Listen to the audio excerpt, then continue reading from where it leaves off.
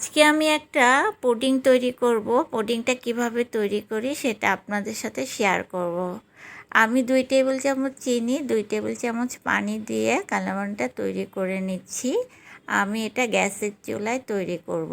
এভাবে একটু নেড়ে চেড়ে কালামানটা ভালোভাবে তৈরি করে নেবেন। এরপর আমি 3টা ডিম দিয়ে দিচ্ছি পুডিংয়ের জন্য।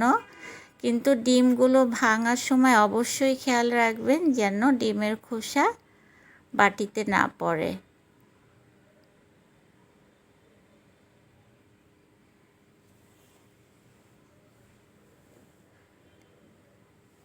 আমার ডিম ভাঙা কমপ্লিট হয়ে গিয়েছে। এখন আমি 1 কাপ কনডেন্স মিল্ক দিয়ে দিচ্ছি। এখন আমি বিট করে নেব ভালোভাবে। আমি প্রায় পুডিং বানাই এভাবেই। অনেকে অবশ্য ব্রেড দেয়, কিন্তু আমি ব্রেডটা পুডিংয়ে দেই না। এখন আমি 1-2 ফোঁটা এসেন্স দিয়ে দিয়েছি।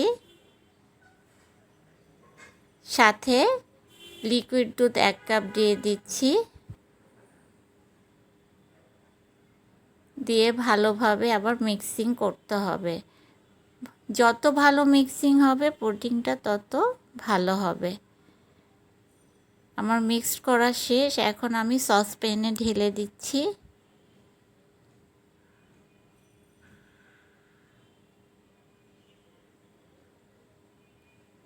ঢেলে চুলায় বসিয়ে দিলাম। প্রায় হয়ে আসছে। একটা কাঠি দিয়ে আমি একটু দেখে নিলাম পুডিংটা হয়েছে কিনা।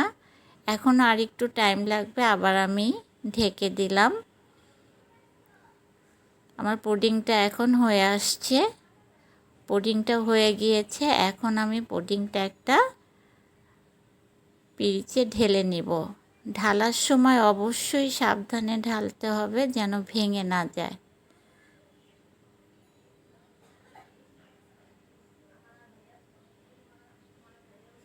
আমার পুডিং ঢালা হয়ে গিয়েছে। আজকের ভিডিওটা যদি আপনাদের ভালো লেগে থাকে অবশ্যই লাইক, শেয়ার, কমেন্ট করতে ভুলবেন না। ভালো থাকবেন, সুস্থ থাকবেন। আল্লাহ হাফেজ।